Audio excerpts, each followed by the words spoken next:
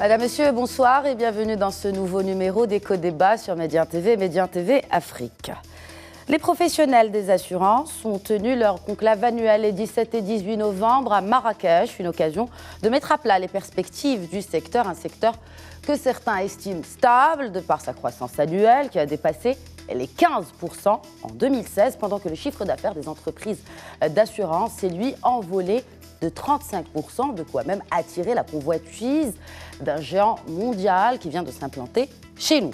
Assureur, un business juteux, pas si sûr, ou en tout cas pas pour tout le monde, car certaines des 2000 TPE et PME de courtage que compte le marché frôlent certaines fois la précarité, souffrant d'une concurrence que beaucoup estiment déloyale, des petites ou moyennes entreprises accablées aussi, selon leur constat en tout cas, de charges lourdes, soit-elles de commissionnement ou encore pour les intermédiaires qui attendent toujours que leurs relations avec les compagnies d'assurance soient un peu plus encadrées par le gendarme des assurances, la CAPS.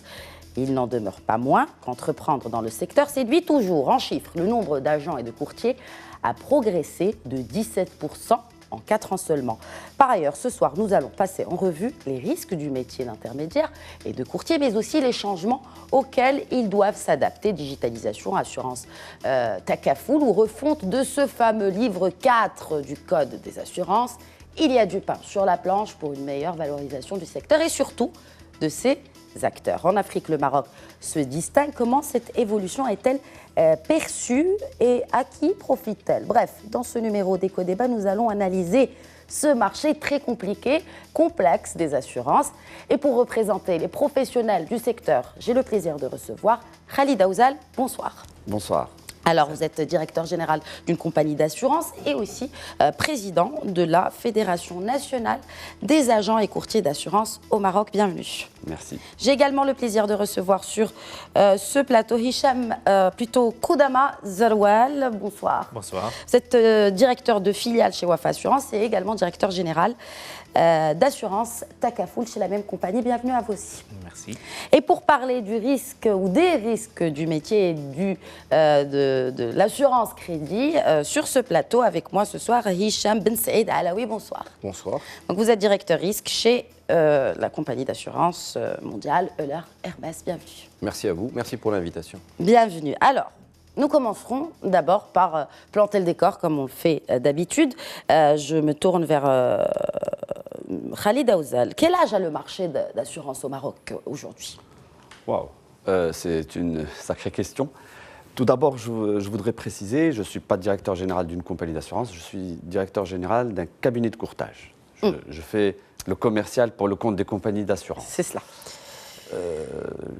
L'assurance au Maroc est apparue au début du XXe siècle. Elle a été régie depuis 1934 par l'arrêté Viziriel, qui a fait fonctionner le marché des assurances, avant d'être transformée en 2002 en Code des assurances. C'est une loi qui gère les assurances au Maroc. Et donc elle n'a pas été, disons, changée depuis. C'est toujours la même qui régit le secteur? C'est toujours la même, c'est la loi 1799. Qui remonte à, excusez-moi si vous pouvez me... 2002, avec entrée en vigueur 2004. D'accord, donc ça reste quand même un marché, en tout cas dont la maturité reste assez récente, enfin, qui n'en est pas aussi importante que d'autres secteurs comme le bancaire par exemple. Oui, mais le marché marocain de l'assurance est l'un des marchés les plus matures en Afrique et dans la région MENA. Même dans le Moyen-Orient, les pays arabes, nous sommes parmi les pays les plus développés. Quasiment aussi développé que certains pays du nord de la Méditerranée. Et la fédération dont vous êtes le président, elle a quel âge? Elle a 24 ans. Elle a 24 ans. Pourquoi à peine on est à la 2e rencontre annuelle des professionnels justement de l'assurance cette année? Alors, c'est parce que c'est un changement d'appellation. Les intermédiaires d'assurance ont toujours eu l'occasion de se retrouver selon des rencontres, des team building qui étaient organisés un peu partout à travers le Maroc. Mais l'année dernière, nous avons pris la décision de professionnaliser cette rencontre, de saisir des thèmes d'actualité pour en parler avec des professionnels que sont assureurs, confrères et experts. Donc, quand on parle aujourd'hui de marché des assurances, je veux juste rappeler qu'en termes de classement, en tout cas, Wafa Assurance est en tête du peloton en termes de part de marché. Elle représente 21% du chiffre d'affaires des compagnies d'assurance. Est-ce qu'aujourd'hui, on peut parler d'un marché qui est... bon, on disait que c'est un marché mature. Qu'en est-il justement de ces compagnies d'assurance et notamment qui dépendent des banques? Enfin, compagnies d'assurance qui dépendent des banques, je ne vois pas de compagnies d'assurance qui dépendent des banques. Ils sont dans un groupe, dans des groupes, dans de grands groupes financiers. Parce qu'il y a d'autres compagnies, d'autres banques qui dépendent des compagnies, qui sont filiales de compagnies et inversement. Donc, l'appartenance à un groupe financier, c'est toujours une force pour un certain nombre d'opérateurs du marché, dans le sens où il y a des synergies qui peuvent s'opérer dans la continuité du service donné aux clients. Maintenant, par rapport au marché marocain, je rejoins Khalid, dans le sens où le marché marocain est l'un des marchés les plus matures au niveau de la région MENA. On est 43e quand même mondial. C'est quelque chose d'important. Premier au niveau d'Afrique, si on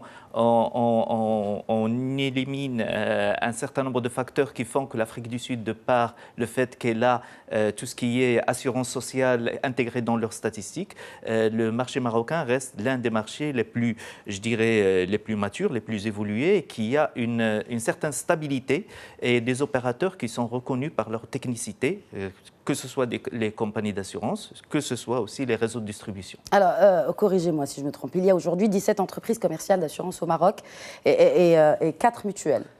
Effectivement. Il y a 18 et 4 mutuelles. Et 4 mutuelles. Est-ce qu'il n'y a pas un gap de représentativité, Hicham Saïd Alaoui? Pour moi, non, parce que vous citiez le chiffre, la compagnie leader détient 21% du marché, un petit peu moins de 21%. Les 4 premières détiennent 60%, ça veut dire sur 5 dirhams de prime émise, vous en avez 3 qui sont le fait de 4 compagnies. Et là, il faudrait revenir un peu à la genèse du marché pour rentrer un peu dans les détails. Le marché marocain génère à peu près 35 milliards de primes. Oui, nous allons revenir à ces chiffres, juste pour... comme ça, en fait, mon idée centrale, c'était en moyenne le marché est drivé à 2 tiers par la non-vie, ce qu'on appelle la non-vie, l'automobile, l'accident de travail, etc., et 1 tiers par la vie. Là, la vie prend un pas assez important depuis la signature d'un contrat majeur en 2016, un contrat épargne, donc c'est très conjoncturel, mais à ça près, vous avez un marché qui est extrêmement mûr, puisque si nous faisons un ratio assez laid, puisque nous allons comparer des primes avec une valeur ajoutée qui est un PIB, le taux de pénétration de l'assurance au Maroc est de l'ordre de 3% du PIB. Nous sommes 2e de la région MENA avec le Liban. Presque au même niveau. Et là, à ce titre, le critère quelque peu religieux de la perception, l'acception même du produit assurance entre en jeu, si on fait des liens même sociologiques entre un pays comme le Liban, un pays comme le Maroc, comparativement à d'autres pays qui seraient peut-être un petit peu moins réceptifs à ce type de produit. Moi, je vous dirais que c'est un produit, c'est un secteur très mûr, avec de la non-vie très définie, qui demeure drivé par les assurances obligatoires malheureusement. Et pour moi, tout le levier, c'est d'essayer de le driver vers les produits qui sont moins obligatoires, plus facultatifs, pour être réellement créateurs de valeur ajoutée. Alors, nous allons revenir aux sortes de produits qui sont proposés aujourd'hui. Juste avant, justement, pour que nos téléspectateurs comprennent un peu mieux la différence entre l'agent général et un courtier d'assurance. Hicham Khalid Afzal, pardon. Alors, l'agent général est mandaté par sa compagnie, par sa société d'assurance, pour la représenter et pour travailler exclusivement avec elle. Le courtier d'assurance est, lui, mandaté par ses clients pour aller rechercher auprès de divers assureurs le meilleur rapport qualité-prix. Tous les deux font partie de ce qu'on appelle le réseau professionnel de distribution de l'assurance. Nous sommes le bras commercial des compagnies d'assurance. Très bien. Est-ce qu'aujourd'hui, bon, bien sûr, il y a ce gendarme des compagnies d'assurance, la CAPS, est-ce que l'État contrôle justement que ce soit les compagnies d'assurance et cette relation qu'ils ont entre eux? Ah oui, vous savez, quand on parle depuis tout à l'heure de maturité, avant l'existence de la CAPS en 2016, nous avions la direction des assurances et de la prévoyance sociale, qui était une émanation, une direction du ministère des Finances, qui a toujours, en concertation avec tous les opérateurs, effectué un contrôle et une régulation du secteur. Quand je dis contrôle, les intermédiaires subissent des contrôles par rapport à la tenue d'état réglementaire, au reversement des primes aux assureurs, et ainsi de suite. Même pour la signature du contrat, c'est-à-dire que, en faisant un peu ma préparation d'émission, je sais que la loi dit que même l'endroit où le contrat est signé doit être légal ou en tout cas agréé. Est-ce que c'est le cas pour tous les contrats aujourd'hui? Nous sommes une profession très réglementée. Un intermédiaire d'assurance, agent ou courtier, ne peut pas exercer dans le même local une profession autre que celle qui est agréée par la CAPS actuellement. Très bien. Je voudrais à présent revenir sur les chiffres du secteur. Alors aujourd'hui, donc le secteur, vous l'avez cité tout à l'heure, pèse un peu plus de 35 milliards de dirhams. Donc si on peut juste projeter les chiffres du secteur en régie pour qu'on puisse suivre. Donc, le secteur compte 2336 entreprises, plus de 17 000 employés. Donc, c'est dire le poids de ce secteur, en tout cas en ce qui concerne l'employabilité. Il y a aussi les chiffres sur le chiffre d'affaires du secteur, 35 milliards de dirhams. C'est une hausse de 15% par rapport à 2015. Donc, on est clairement sur une tendance haussière, messieurs. Tout à fait. Elle va se tasser peut-être cette année parce que voilà. Le passage entre l'année 2015 et 2016, c'est essentiellement, comme le disait Hicham tout à l'heure, Ta'min Chabi, qui est la signature d'un gros contrat avec le groupe Banque Populaire. Mais il y a une croissance soutenue depuis des décennies. Alors, est-ce que les banques aujourd'hui, justement, quelles sont les branches? Parce que là, on voit les souscriptions à la branche vie représentent quelques 41% des primes du marché. Les banques aujourd'hui, légalement, qu'est-ce qu'elles ont le droit de commercialiser? Tout ce qui est produit vie, notamment les produits d'épargne. Et aussi les produits qui donnent une couverture, notamment couverture de décès et aussi certains produits de prévoyance. Très bien. Donc, est-ce qu'aujourd'hui, quand on parle de banque assurance, il n'y a pas d'autres branches où, effectivement, la banque peut jouer ce rôle d'assureur? Justement, la discussion qu'on a eue avant, c'est l'amendement du livre 4 au niveau de la loi qui permettrait aux banques de commercialiser un certain nombre de produits, je dirais, assez standards et qui sont d'une... Comme quoi? Par exemple, la multirisque habitation. Est-ce qu'aujourd'hui, ça ne se fait pas, par exemple, pour le secteur industriel? Est-ce que les banques n'interviennent pas sur ces branches? Oh là là, vous posez une question très délicate.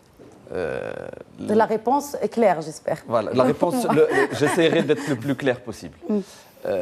Nous, en tant que réseau professionnel, je fais vraiment la distinction entre le réseau professionnel des agents et courtiers et le réseau des banques. Nous sommes un peu plus de 2200 intermédiaires qui produisons 80% du chiffre d'affaires du secteur.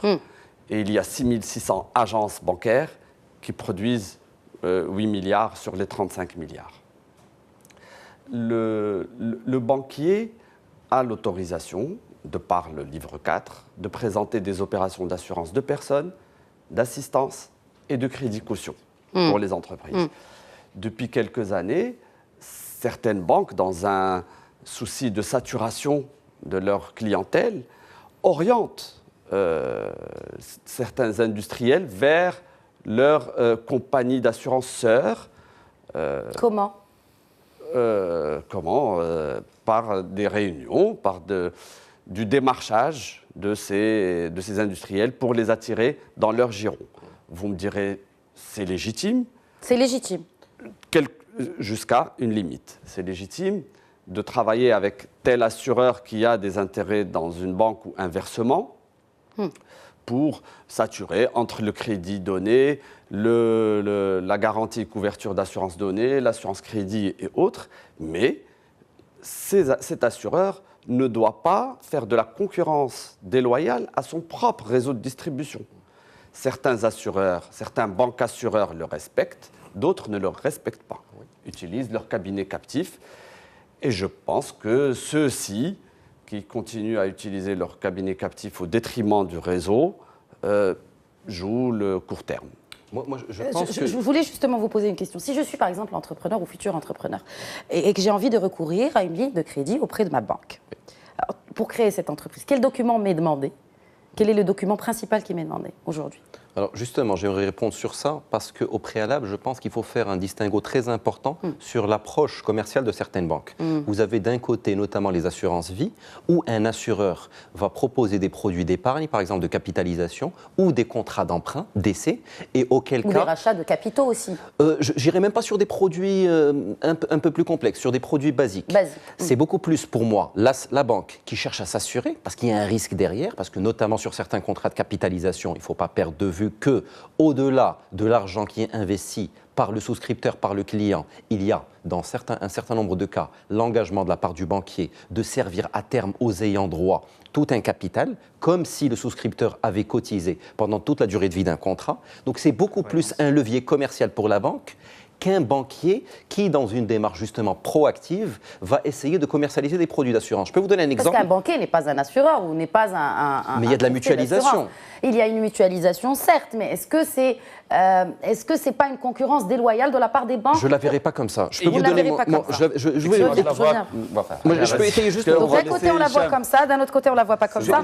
Je vais vous donner un exemple qui pour moi va étayer ce que je veux dire. Supposons qu'une banque octroie 500 000 dirhams de facilité de caisse, pour parler trivialement à une compagnie, à une entreprise. Une entreprise pas forcément très structurée, qui dépend d'un gérant qui n'est même pas dans les statuts, qui est un gérant de fait. Si cette compagnie, cette banque, a avancé ses fonds, 1,5 million de dirhams, à la société en question, et que la société en question vend par exemple des matelas, c'est-à-dire des matériaux hautement inflammables, et desquels dépend la pérennité de la société. Une banque, pour moi, à titre de valeur ajoutée, pourrait fortement recommander un contrat d'assurance incendie, par exemple, au client. Non, mais ce que je veux dire, c'est quel est le document qui est demandé aujourd'hui? Le document de base pour octroyer une ligne de crédit. La ligne de crédit est discrétionnaire pour la banque. Elle ne va rien exiger de ce particulier. C'est exactement le point auquel je veux venir. Si la banque conditionnait par exemple l'octroi d'une facilité à dire vous êtes dans un secteur risqué, proposez-moi ou présentez-moi une assurance contre l'incendie pour que je sois moins tranquille en tant que banquier, là on sentirait une réelle valeur ajoutée de la banque et on sentirait aussi une inclusion dans le secteur d'assurance d'un certain nombre d'opérateurs qui échappent maintenant aux assureurs. Je ne le verrais pas comme réellement de la cannibalisation, c'est-à-dire un produit basique qui était commercialisé par un courtier ou un agent, qui est subitement récupéré par la banque. Moi, ce que je souhaite, c'est que le banquier... C'est pas un contournement de la loi, cela? Pardon? Aujourd'hui, ce n'est pas un contournement de la loi. C'est-à-dire que le créancier, le bailleur de fonds, en règle générale, exige l'émission de ce qu'on appelle un avenant de délégation d'assurance. Ça veut dire qu'en cas de survenance d'un sinistre, ce bailleur de fonds est en droit de sécuriser ce qu'il a prêté. D'accord? Donc ce bailleur de fonds demande à l'assureur de payer entre ses mains l'indemnité en cas de survenance d'un sinistre. Pour nous, cet aspect n'est pas de la concurrence déloyale. Et au-delà de l'avenant, est-ce que les banques n'exigent pas un autre document? Non, alors, ce que vous voulez... Autre chose. Je vois ce que vous voulez... Non, moi, je ne vois pas juste, je pose des questions. Il y a un flou que j'aimerais clarifier. Il y a certains banquiers qui exigent, qui font de la vente liée à certains clients. Ils leur disent, pour renouveler vos lignes, vous êtes obligés de passer chez tel assureur. Ça, c'est de la concurrence déloyale. Je suis d'accord avec vous. Mais ce ne sont pas toutes les banques qui exigent ça. Il y en a qui le font dans une démarche commerciale de saturation.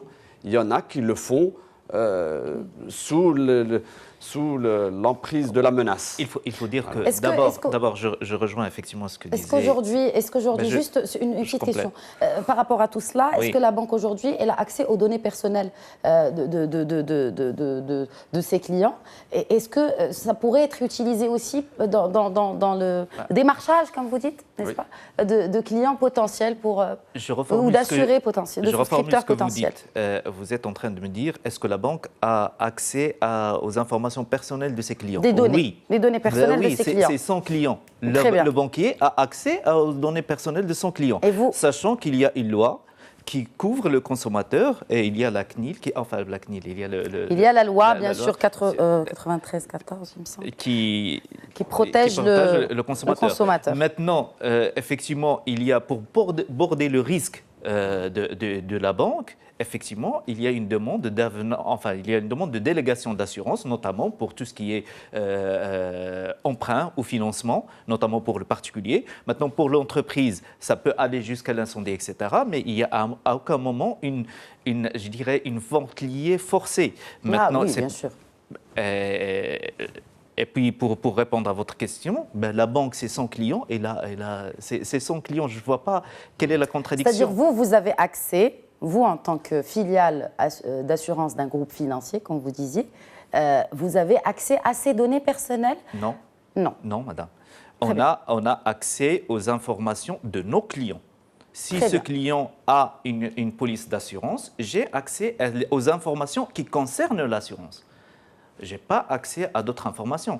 Si par exemple, moi, je suis un client, par exemple, d'une banque X, les informations qu'ils ont, donc ils ont entre autres, même si par exemple, il suffit de faire une opération de paiement via ma banque, du coup la banque, elle sait chez quelle assurance je suis client, enfin de quelle assurance je suis cliente. Donc elle pourra avoir accès à cela. La banque a accès à cette information. Et la banque assurance, non.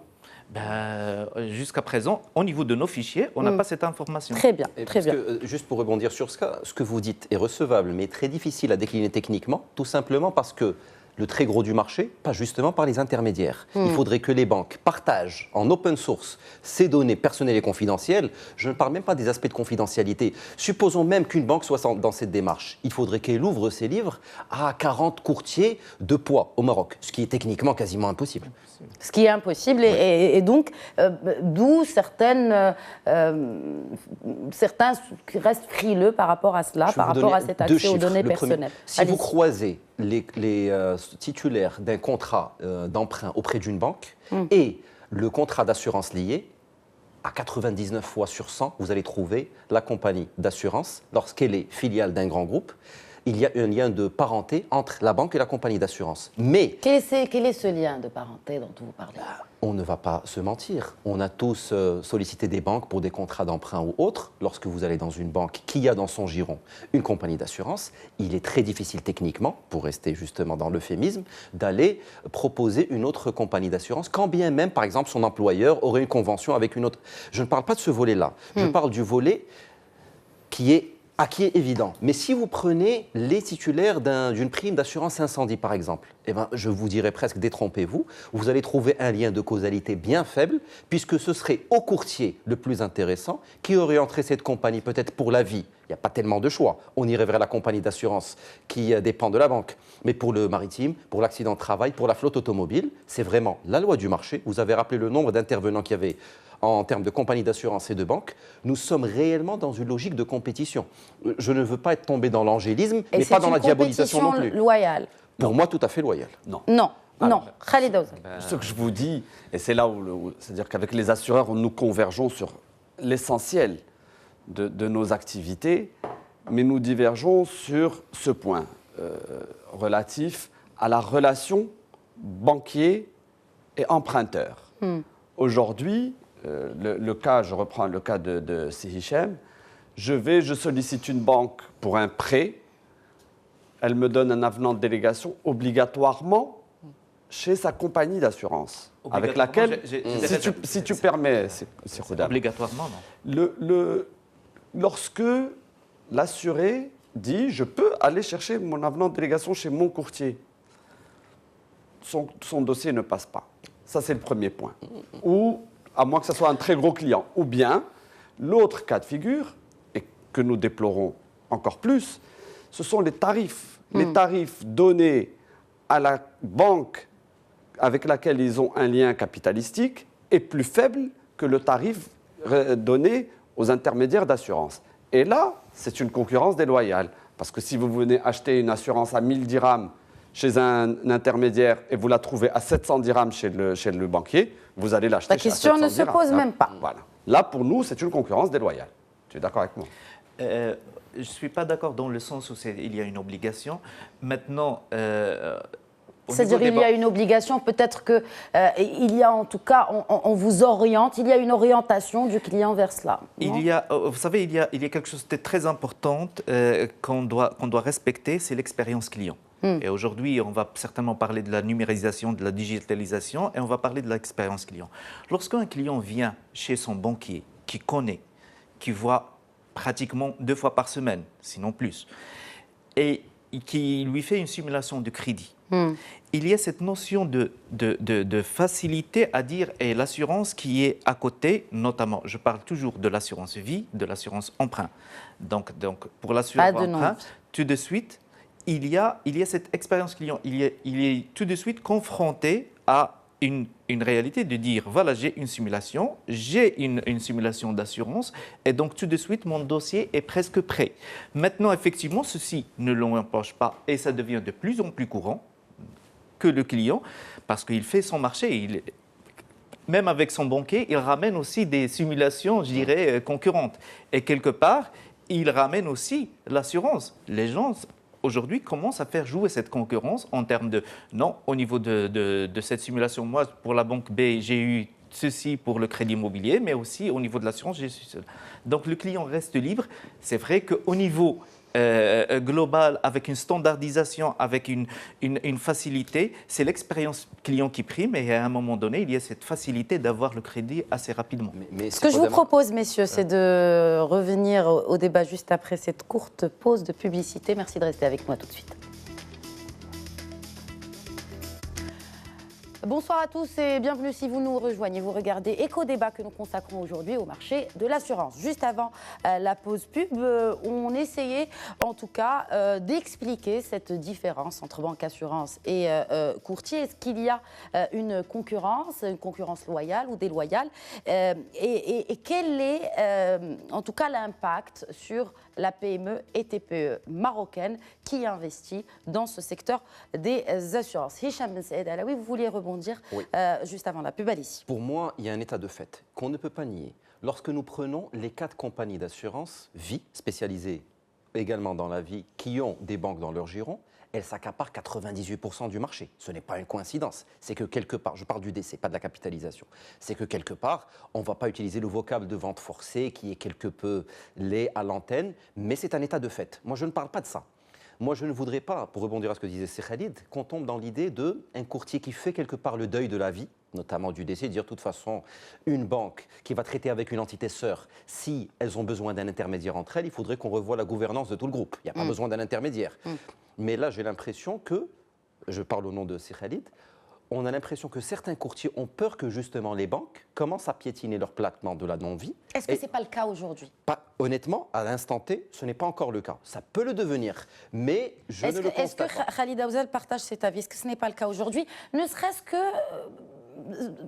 un minimum. Est-ce que c'est une pratique aujourd'hui ? Pas courante en tout cas, c'est une pratique. Mais en tout cas qui est sur le terrain. Vous êtes sur le terrain. Oui, est-ce que vous le remarquez ? On est sur le terrain. Voilà. Les plus grandes entreprises cotées en bourse ont reçu des coups de fil de leurs banquiers pour les orienter vers leurs assureurs. Et nous trouvons ça sur les sociétés cotées et toutes les autres. Il y a des sociétés dont les lignes ne sont renouvelées que quand il y a placement auprès de tel assureur et tel assureur. Sauf que, tout à l'heure je disais, ça peut paraître légitime, sauf que certains de ces banques assureurs, je les appelle comme ça... Mais comment vous pouvez concurrencer du coup, vous, sur ce segment ? Alors, il y en a il y a des assureurs qui disent, ou des banquiers qui disent, vous continuez à utiliser votre réseau de distribution, mais vous venez chez nous si nous sommes bons, si nous donnons un bon tarif. Très bien. Il y en a d'autres qui disent, vous venez chez notre courtier captif et à nos tarifs. Donc il y a de tout dans ce secteur. Alors, pour les petits courtiers, juste pour que j'explique aux téléspectateurs, donc un petit courtier emploie une moyenne de 4 à 5 personnes. Oui, 3. Un peu moins. Un moyen, une vingtaine. Voilà, oui. Et un gros courtier, jusqu'à 300 personnes quand même. Je pense, oui. Le courtier le plus important du royaume, il doit être à 280 ou des choses comme ça. On va dire qu'il n'est pas concerné par cette concurrence. Si, aussi. Ah oui, tous. Tout le monde. Tous. Alors imaginez le petit. Alors le petit, c'est celui qui finalement est le plus impacté. J'inverserai la question. Parce que plus vous êtes gros, plus vous avez des chances d'être gros parce que vous avez des grosses signatures. Voilà. Là, vous avez le risque de les perdre. Très bien. Paradoxalement, c'est plutôt les petits courtiers qui pourraient avoir quelques chiffres d'affaires résiduels parce que justement, les gros ont développé, je vais utiliser un mot qui va faire bondir au plafond si Khalid, pas de la paresse, mais un certain usage sur le marché. C'est pas plus mal. Il y a cette... il y a aussi, en parlant de paresse, il y a aussi ce changement, en tout cas cette mesure qui a été présentée lors du projet de loi de finances 2018 pour justement déplacer des contrats de retraite d'une entreprise d'assurance à une autre, qui a fait bondir aussi cette mesure. Est-ce que c'est pas plus mal finalement? Est-ce que ça ne va pas créer un peu plus de concurrence entre les acteurs du secteur? Moi, j'aimerais rebondir sur ce que dit Sir Khalid, qui est très important. Il y a deux logiques, encore une fois. Il y a la logique qui consiste à dire nous sommes dans une logique de saturation commerciale. Et auquel cas, si une banque était dans cette logique, ça commencerait par la compagnie d'assurance. Et tout de suite après, on dirait tous vos cadres devraient être équipés en telle voiture, parce que nous avons une filiale qui vend ces voitures. Et votre réseau téléphonique, vos contrats flotte téléphoniques devraient être là. Je n'irai pas jusqu'à la théorie du complot, mais honnêtement, d'après ce que j'en vois sur le marché, je ne suis pas en train de constater cette tendance. Peut-être que Sir Khalid le constate de manière un peu plus insidieuse sur certains contrats, ce qui est très possible, je ne remets pas en cause ce qu'il dit. Mais c'est difficilement prouvable. Disons qu'un DG d'une grande filiale est dans une logique de renvoi d'ascenseur et de saturation commerciale mutuelle, tant qu'on n'est pas dans la vente forcée, parce que les banques sont également dans une logique concurrentielle. Quand on dit vos lignes de crédit sont conditionnées, le renouvellement est conditionné par la conclusion d'un contrat d'assurance. Ça, c'est lorsque vous êtes exsangue et asphyxié et que vous dépendez de la banque qui elle-même est dans de sales draps, si je peux me permettre l'expression, parce qu'aucune banque ne reprendrait votre dette toxique. Mais si vous êtes une compagnie moyenne et que votre banquier vous met un petit peu de bâton dans les roues pour renouveler des lignes, vous pouvez les doubler ailleurs, peut-être même à un taux plus intéressant lorsque vous êtes en position de force. Et contrairement à ce qu'on peut penser, 95% des entreprises marocaines sont en position de force vis-à-vis de leurs banquiers. Il y a très peu d'entreprises qui dépendent de leurs banquiers.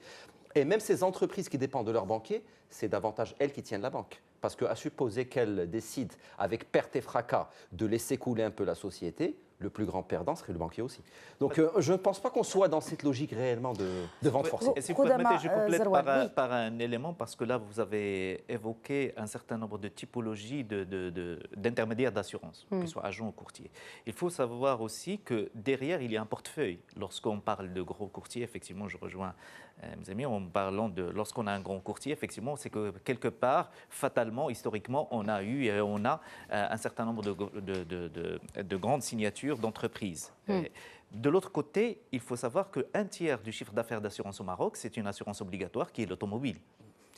Et effectivement, ça fait le plus grand du marché. Et pratiquement, je vais m'avancer sur un chiffre, c'est 85-90% des intermédiaires, petits et moyens, c'est le chiffre d'affaires principal, c'est quasi 100%, à part certaines ce qu'on appelle les risques divers qui sont autour, qui caracolent à 10% dans un portefeuille d'intermédiaires. Et donc, de ce fait, excuse-moi l'expression, je ne dis pas qu'ils ne sont pas concernés par le débat banque-assurance, mais quelque part, le débat par rapport à la captivité de la clientèle, ce que vous évoquiez tout à l'heure, et cette liaison qui est entre guillemets dangereuse que vous évoquez, n'existe pas en réalité au niveau du marché, dans le sens, comme j'ai dit, que les petits et les moyens, et je parle en termes de taille, se focalisent d'abord sur l'automobile. Chose que, par exemple, dans notre compagnie, on essaie un petit peu d'éliminer dans le sens où pousser nos agents et courtiers à aller vers la diversification, c'est-à-dire diversifier et équiper davantage ses clients. Alors aujourd'hui, qu'est-ce que vous vendez le plus, finalement ?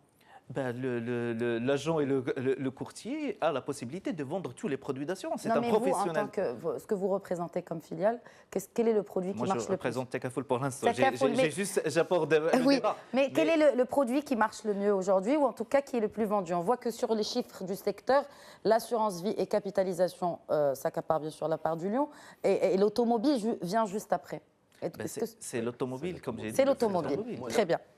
Rapidement, j'ai les mêmes chiffres. Pour qu'on passe à autre chose, s'il vous plaît, et justement à Takafoul. Mais je ne suis pas d'accord avec lui sur la conclusion, parce qu'il dit que 90% des agents, des intermédiaires vendent de l'automobile, ce qui est un fait, puisque déjà le citoyen marocain est conditionné pour prendre l'assurance obligatoire. Exact. Mais si aujourd'hui les banques vendent de la vignette, qu'est-ce qui empêche un banquier de dire, écoutez, Jabkallah, pour reprendre une expression, vignette plus assurance automobile, tu es paré pour l'hiver et tu rentres chez toi avec un seul virement ou un débit sur ton compte. Si on est dans cette logique, mais bien évidemment que les banques vont cannibaliser 90% du marché de l'assurance. Et du coup, il reste quoi au courtier? Il va rester des risques techniques, mais malheureusement, est-ce que le citoyen marocain... Est-ce que ça pèse l'automobile? Mais l'automobile, la RC automobile, la responsabilité civile, c'est 9 milliards sur les 35. Voilà. On rajoute l'accident de travail parce que beaucoup d'entrepreneurs ont 3-4 salariés et l'accident de travail est obligatoire. Si on ouvre cette boîte de Pandore, bien évidemment que 90% du marché de l'intermédiation va la sentir passer, cette vague.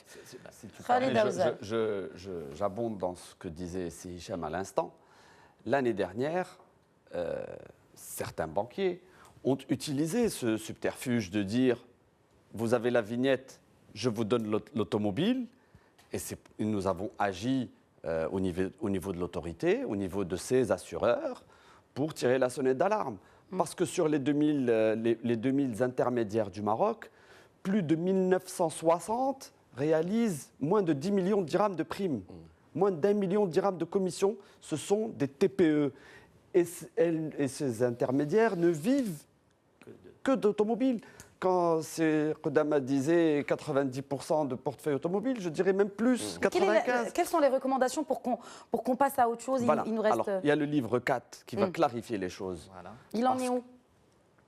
Il est parti au secrétariat général du gouvernement, il est revenu, il y a des va-et-vient. Nous l'avons discuté avec l'autorité de contrôle. Elle a présenté une mouture. C'est dommage qu'il ne soit pas représenté aujourd'hui. Oui, c'est dommage, c'est vrai. Ils ont présenté une mouture sur laquelle nous ne sommes pas tout à fait d'accord.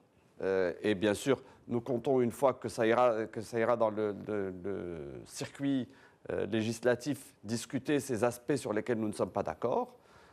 Mais au moins, ça aura l'avantage de clarifier une situation un peu floue, telle que la souscription pour compte utilisée par certains banquiers pour vendre des choses autres que les garanties autorisées. Puisqu'on parle de ce livre 4, qu'en est-il des frais de commissionnement qui sont aujourd'hui à 9% et qu'ils sont depuis un moment aujourd'hui? Alors, les commissionnements, les taux de commission sont libres.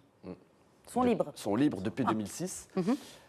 Mais le marché a pris la décision de maintenir ce commissionnement d'usage pour la survie de ce bras commercial de distribution de l'assurance au Maroc.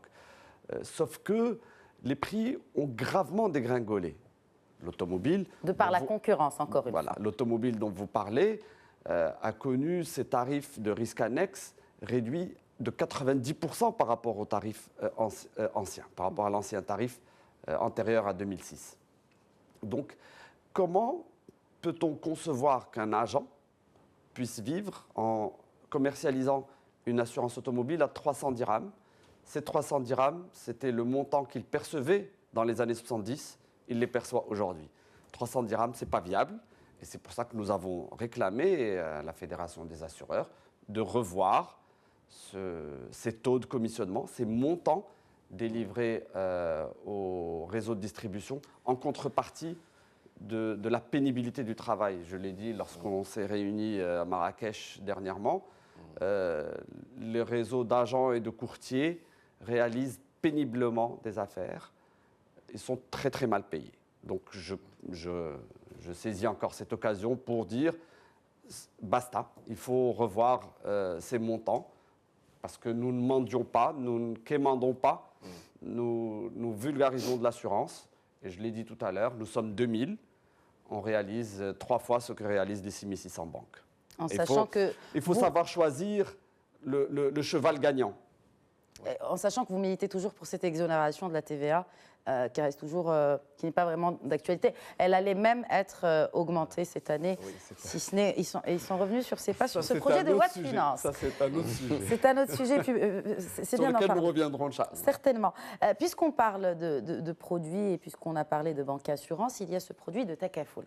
Alors, nous ne voulons pas parler d'assurance islamique, comme on ne peut pas dire de finance islamique au Maroc, mais on parle de finance participative. Alors l'assurance participative, qu'est-ce que c'est? C'est votre spécialité, Kouda Mazarwal. Qu'est-ce que c'est? Est-ce que vous pouvez nous expliquer la différence entre Takaful et un contrat d'assurance? Je vais vous... J'allais dire normal. D'abord, Takaful n'est pas un produit. Ah, c'est pas un produit. C'est pas un produit. Qu'est-ce que c'est? Le Takafoul n'est pas un produit. Le Takafoul n'est pas des lunettes. Oui, mais qu'est-ce que c'est? Ça se vend? Je vais vous expliquer. Est-ce que ça se vend? Non, c'est un contrat. Ce sont des contrats. C'est comme l'assurance. L'assurance, c'est un ensemble de contrats et c'est un ensemble de.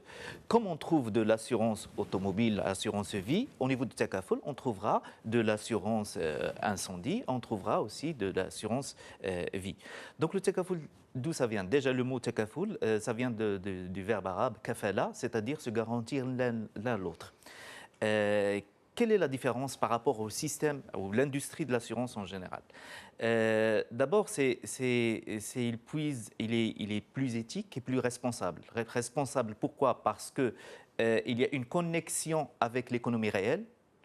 Deuxièmement, responsable parce que dans tout ce qui est capitalisation et investissement, d'abord, ça ne marche pas avec les intérêts et la terrorisation et les spéculations. Et de l'autre côté aussi... C'est le cas aujourd'hui dans un contrat d'assurance? C'est normal. Dans un cas de capitalisation, effectivement, il y a le taux d'intérêt, il est là. Il y a aussi de la spéculation. Il y a aussi le contrat tel qu'il est fait mondialement, qu'au Maroc, mondialement, il y a un déséquilibre dans le sens où si le client gagne, c'est-à-dire qu'on paye le sinistre, la compagnie perd, et si la compagnie gagne dans le sens où il a prime, il n'y a pas de sinistre, le client perd parce qu'il a payé. Et là, il y a une différence, c'est dans le sens du Code Takafoul, il y a cette notion qui émane de la finance participative, à savoir la distribution des pertes et profits. C'est dans le sens où s'il y a un profit chaque année, il y a distribution de ces profits-là au niveau des assurés Takafoul. Donc, comment ça se passe? C'est que c'est un fonds, c'est un ensemble d'assurés qui désigne un fonds, un compte chez l'opérateur Takafoul, et il est alimenté par les contributions, c'est-à-dire les primes d'assurance, et au niveau de ce fonds sont ponctués d'abord les sinistres payés à ces assurés, les frais de gestion, mais aussi les frais inhérents à ce fonds. Et une fois qu'il y a un excédent, cet excédent est distribué par rapport à ces assurés. Et chaque année, on remet le compteur à zéro pour renouveler les contrats. Si je suis un bon assuré, je reçois mon bonus à la fin de l'année? Normalement. Selon Takafoul. Alors, qui est éligible pour... pas commercialiser, mais en tout cas pour proposer des contrats Takafoul au Maroc. Je sais que bien sûr Takafoul, en tout cas tout ce qui est assurance Takafoul n'est pas vraiment aujourd'hui en vigueur, puisqu'on attend encore la mise en place des textes et la mise aussi en vigueur des textes régissant le secteur. Mais aujourd'hui, qui est éligible pour proposer cela? Écoutez, la loi 59 qui a modifié et complété la loi 19 du Code des assurances a été promulguée en septembre 2016. Et cette loi exige qu'on ait des opérateurs Takafoul, des compagnies indépendantes, des compagnies présentes actuellement, et qu'elles soient spécialisées, soit dans la vie, soit dans la non-vie, pour effectivement servir la clientèle. Quand vous parlez de clientèle, excusez-moi, parce qu'on n'a pas parlé de chiffres, ça représente combien, selon vos études, cette clientèle qui est en recherche de ces produits, d'une de ces assurances Takafoul? Combien ça pèse aujourd'hui? Ça pèserait en tout cas.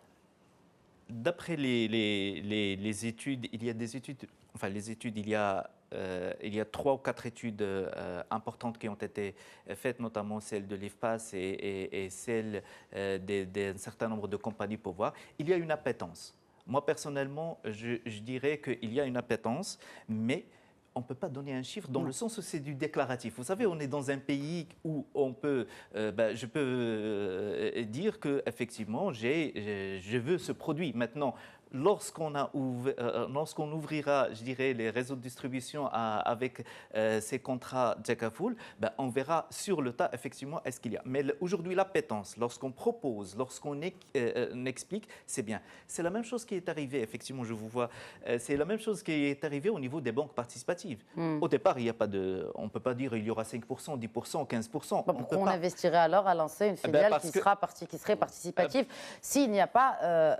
d'audience pour et de clientèle pour? Est-ce que ce n'est pas quantitatif? C'est ce que je suis en train de vous dire. Ce n'est pas quantifiable, ce n'est pas 5%. Mais au niveau déclaratif, 95% IFPA, ça dit 95% souhaiteraient avoir un produit d'assurance Takaful. Donc vous avez ce chiffre, 95%. Mais c'est du déclaratif. C'est du 100 dirhams ou c'est des 100 millions de dirhams, c'est là la différence. C'est là la différence. Le marché international, le marché international de Takaful, il pèse 2%. Voilà, il est à 14 milliards, il était à 14 milliards de dollars en 2016, un peu plus que essentiellement la Malaisie, les pays du Golfe. Qui sont parmi les précurseurs où la finance islamique déjà est bien installée. Depuis 30 ans. C'est une industrie qui est jeune, mais prometteuse. Effectivement, en tout cas, bien installée, contrairement à chez nous, on est encore dans les balbutiements de la finance participative. On est dans l'éclosion. Le démarrage, l'éclosion. Moi, j'aimerais juste préciser quelque chose. À mon avis, on ne doit pas confondre deux notions qui sont très différentes. Lorsque vous avez un chanteur comme Grégoire qui chante « Venez entrer dans la danse », il a été rejeté par tous les major compagnies, d'ailleurs c'est le nom de la compagnie, il n'était pas éligible à un studio d'enregistrement classique. Il est venu sur une plateforme Internet, des gens ont misé sur lui, qui a donné 5 euros, qui a donné 1 euro, qui a donné 2 euros, et grâce aux fonds récoltés, c'est un financement participatif parce que les gens ont participé, il a pu réintégrer le chemin de la musique jusqu'à devenir une star. Pourquoi j'utilise cet exemple? Puisque dans le chiffre que vous avez cité, est-ce que vous êtes en mesure de distinguer la partie cannibalisation de l'existant, c'est-à-dire des gens assurés, mais ils dormiraient plus tranquilles le soir s'ils sortaient du financement dit classique, pas islamique, parce que sinon on serait dans le pléonasme. Soit le financement actuel n'est pas islamique, et auquel cas c'est un problème, ça pèse 3% du PIB. Donc on a le classique et le participatif. Voilà, il y a encore cette question de sémantique, dans la cannibalisation avant l'émission. ou dans la création de nouveaux leviers? Pour moi, on serait davantage dans la cannibalisation, c'est-à-dire un translatement d'un assuré classique à un assuré financement participatif. Parce que sur ce que disait César, d'ailleurs il y a un point technique mais important, un contrat biennal, c'est-à-dire sur 2 ans, où vous avez une clause participation au bénéfice, une clause bonus et une clause malus, c'est du Takaful. Puisque si nous gagnons, vous gagnez en tant qu'assuré. Si nous perdons, vous perdez aussi parce que votre prime augmente l'année prochaine. Je suis obligé quand même, je respecte le débat, je suis obligé de vous interrompre. Il nous reste 5 minutes, messieurs. Il nous reste un dernier point. Oui, allez-y, je vous fais réagir justement. Oui, je réagis parce que là, lorsqu'on évoque cet exemple, c'est de dire oui, il y a une clause de participation au bénéfice sur tous les produits, on a une clause de... Est-ce que tous les produits, on a du bonus? Est-ce que le bonus, il est limité quand même à 10%? Il est limité à 90%? Donc, soyons pragmatiques. Le Takaful, c'est d'abord un état d'esprit.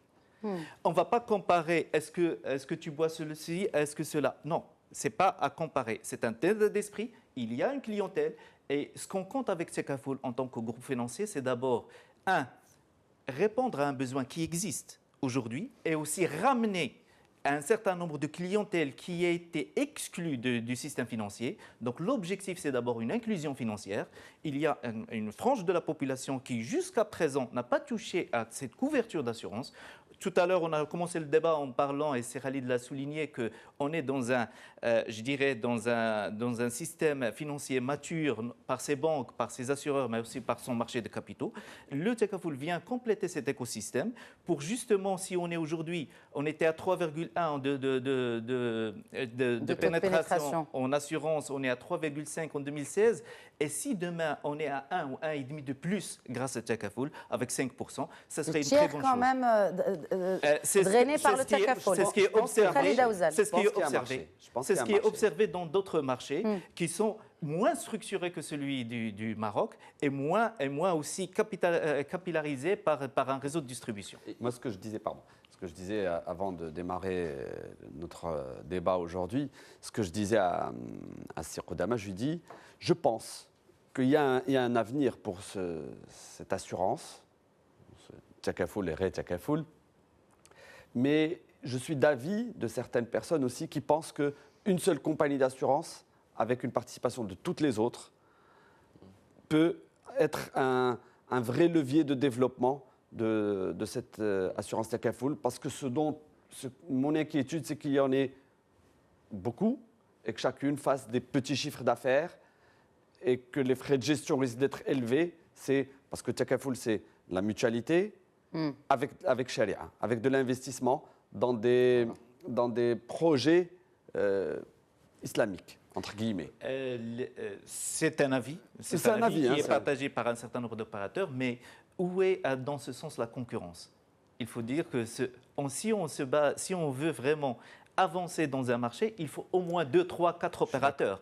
Et donc, effectivement, mais lorsque vous me dites est-ce que Takaful aujourd'hui n'est pas concurrent? Est-ce qu'aujourd'hui Takaful n'est pas concurrent des autres contrats d'assurance classiques, comme le disait Hicham Ben Saïd? Est-ce qu'il a déjà de la concurrence? C'est-à-dire que c'est un produit. Tout à l'heure, on a malheureusement la mémoire très très très courte. On a commencé par dire que combien il y a de compagnies d'assurance, combien il y a de mutuelles. Donc, il y a plus d'une vingtaine d'opérateurs sur le marché. Et ces vingtaines d'opérateurs sont mutuellement, ils travaillent pour agrandir ce marché, sachant, et je le reviens à le dire, tout à l'heure, on a parlé d'un seul produit assez populaire qui est l'assurance automobile. Il y a une palette assez large d'autres produits qu'on doit faire pour adresser un besoin de la clientèle qui est existant, soit dans le conventionnel, mais aussi dans le Takaful. Parce que pourquoi ne pas mettre dans son rayon de produits un certain nombre de contrats qui répondent à des convictions d'une partie de la population? Maintenant qu'il y ait cannibalisation ou pas, il y a un certain nombre de régulateurs, il y a aussi le choix de la clientèle. Moi, je viens du domaine du marketing et toujours, il ne faut pas occulter la clientèle. Il y a la législation, il y a les opérateurs. Est-ce que vous, si vous le proposez, un courtier ne peut pas proposer ce produit? Si. Ah, voilà. Non. Nous avons saisi officiellement l'autorité de contrôle. On a reçu une réponse positive. Nous allons commercialiser les produits Takaful au même titre que les produits d'assurance classiques. Moi, je vous proposerais de consacrer un numéro entier à ce produit Takaful et également à la finance participative. On attendra quand même, même si on n'a pas la date exacte du lancement efficient et vrai, en tout cas sur le marché de ces produits de finance participative ou d'assurance participative Takaful. Messieurs, le temps de l'émission s'est écoulé. Merci beaucoup d'avoir répondu à l'invitation de Éco-Débat. Merci à vous de nous avoir suivis. Je vous donne rendez-vous la semaine prochaine pour une nouvelle thématique d'Éco-Débat sur votre chaîne Média TV, Média TV Afrique. Très bonne suite des programmes sur notre antenne.